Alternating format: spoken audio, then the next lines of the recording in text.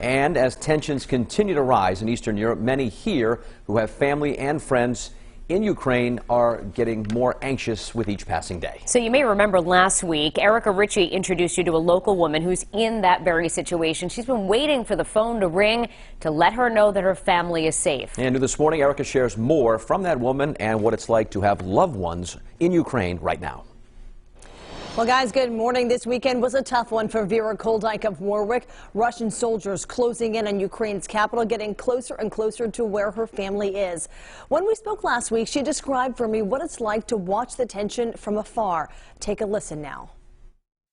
Can you imagine yourself living in Rhode Island and everything is fine in Rhode Island, but in all other states around you, 9/11 or Boston Marathon bombing is happening every half an hour or every hour.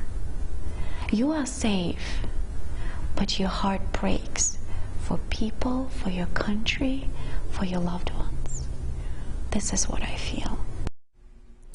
It's a feeling of helplessness and a heavy heart as a result. Vira Koldyk is safe with her husband and twin daughters right here in Warwick. You should see them there on the screen. But she's from Ukraine, and that's where her 76-year-old mother is, down in the left-hand corner of your screen there. She's fleeing from shelter to try and stay alive. Vira's 21-year-old nephew and his father are in the thick of the battle. She said that her brother-in-law spent the weekend outside for several days in a trench in 14 degrees.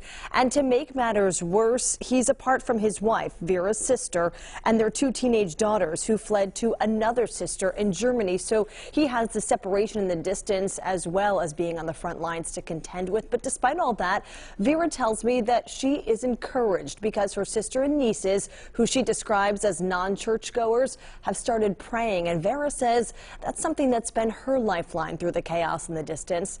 Coming up next half hour, I'm going to show you a photo that Vira says is confirmation that her prayers are being heard. It's a powerful picture. I'll show it to you when I see it right back here 30 minutes from now. For now, live in studio, Erica Ritchie, 12 News. So a local woman is holding on to hope as her family is in the middle of this battle in Ukraine right now. Yeah, at the top of the hour, she described what it is like to watch all of this from afar. Erica Ritchie's live in studio with more of her story and why she's now saying that the helplessness she feels is not leading to hopelessness.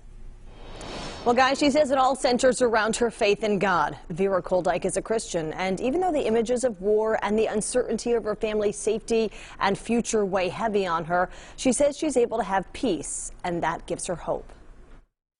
I cry out to the Lord. I cry out, I beg Him, and He immediately answers with peace.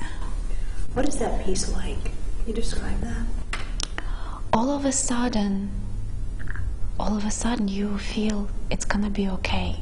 You don't know exactly how it's gonna be, but you feel that God is saying, I got this. So for Vira Koldyk of Warwick, sometimes that assurance comes in a visual. She says she's part of a prayer group that prays for many aspects of this war in Ukraine, and for Vira's elderly mother who's living there along with her nephew and brother-in-law who are fighting there. One particular day 2 weeks ago, Vira says her group prayed specifically for angels to protect Ukraine, its people, its troops, by covering it with their wings. And then her mom sent her this photo. It did not look fake for me. It looked very real. I don't know, but what I know that I immediately felt that that was the answer to my prayer, to our prayers. And some of those answers to prayer are coming in the form of aid being sent to Ukraine. So earlier in the newscast, we showed you video from the Cardi's donation drive over the weekend and the overwhelming support Ukrainians are receiving from Southern New Englanders. We've got that video, plus more information about how you can donate up on our website right now. You know where to find it, WPRI.com. Live in studio, Erica Ritchie, 12 News.